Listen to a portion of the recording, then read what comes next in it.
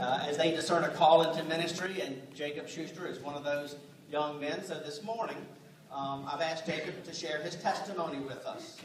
And this will give an opportunity to share what the Lord is doing in his life.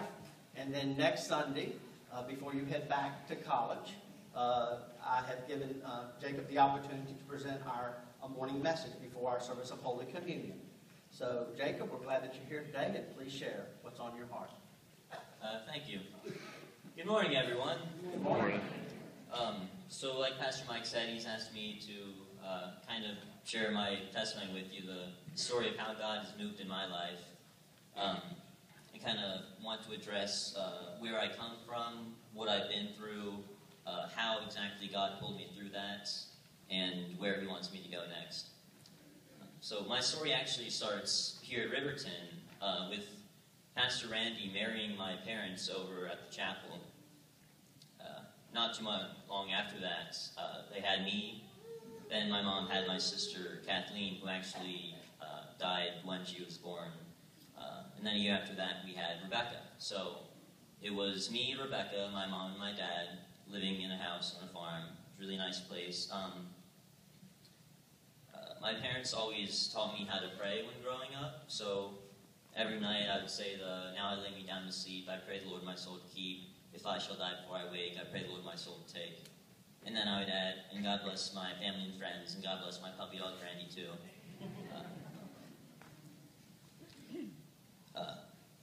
My parents did fight a lot when I was a kid.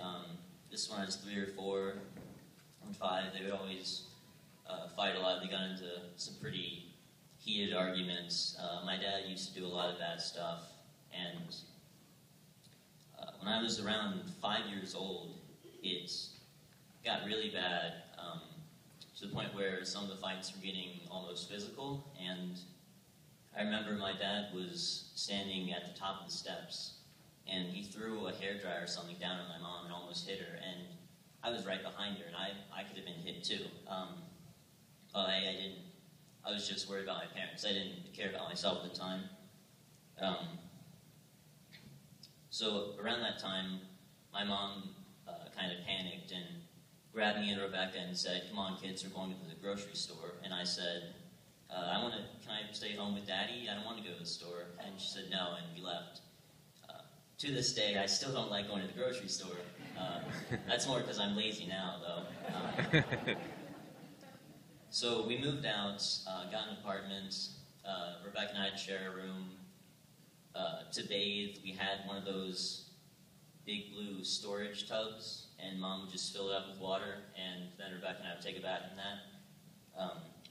We'd still visit our dad sometimes on the weekends. We later found out, Rebecca later found out, I guess my mom already knew that my dad kind of had a problem with drug abuse, and he was addicted to some really bad stuff. And my mom leaving kind of made him realize that he needed to fix his life. So he decided to go to rehab. And his side of the family, me and my mom, my sister included, we ended up throwing a party for him to kind of show our support for him and encourage him with his decision. And I remember during that party, around that time, the 3rd Pokemon movie came out. This is relevant. And in the movie, there's this little girl whose father ends up disappearing. And then there's this Pokemon that'll show up and acts like her father. And he thinks he's her father, and she calls him Dad or Papa or whatever. And it's just a really touching movie. And I remember at the party, I actually had a trading card of that Pokemon, and I wrote on the back, "Love you, Daddy," and signed my name, and which I never do that, because I love these things. I'm not going to write on them in pen. So it's serious. And I gave it to him, and after he came back from rehab, he gave it back to me, and I still had it right here.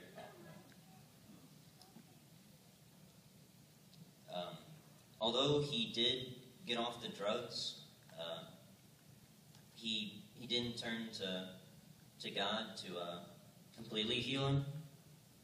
he met a girl in the rehab center, and they started dating, and she was I guess the one who kept him happy.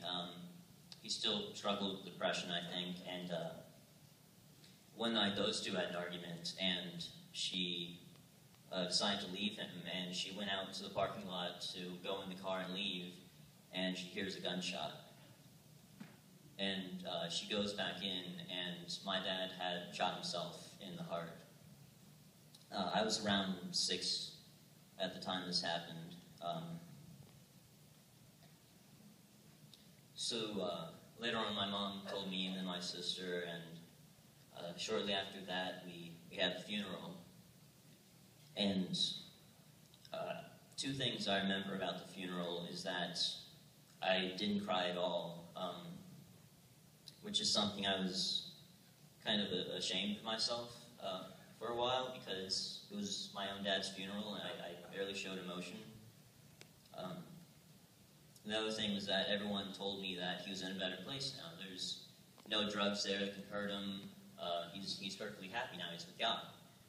But I went to a day camp at the time called Nazarene Little Darlings, and they had told me that anyone who commits suicide automatically goes to hell. So even at 6 years old, I was that contradiction really messed with my head. It really bothered me, and it didn't instantly break off my relationship with God, but it was like a dark seed that kind of eventually grew into more and cut me off from God. Around this time, my mom started dating again. I guess partly because she was lonely and partly because she wanted a father figure for me and Rebecca. And she ended up meeting Ronnie. He was back there. Hi, Ronnie. And Ronnie's great, but he wasn't really a father figure to me or Rebecca. I think there's some statistic that's step families take 5 to 7 years to kind of stabilize.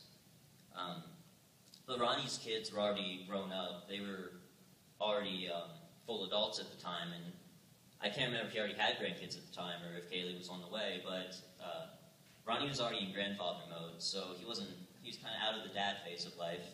And that's not his fault. He's still great, I love him, and he actually, he's been knowing more recently, and actually took me out driving, which was an experience.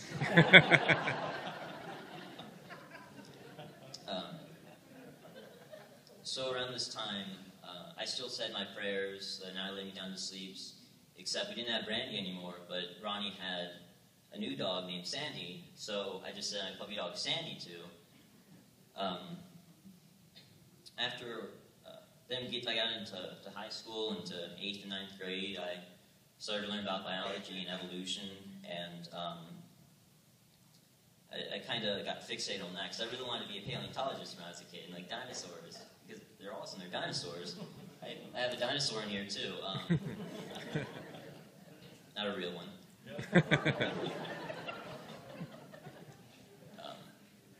Yeah, so I got really fixated on that science stuff, and I guess during that time I was already kind of angry at Christianity, I guess, for the lies and the contradictions.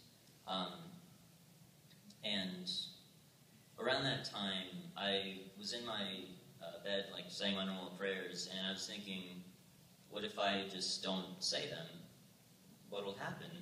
So I tried it out, and I thought, hey, nothing happened. So I kind of stopped saying my prayers then, which really put me down a wrong path.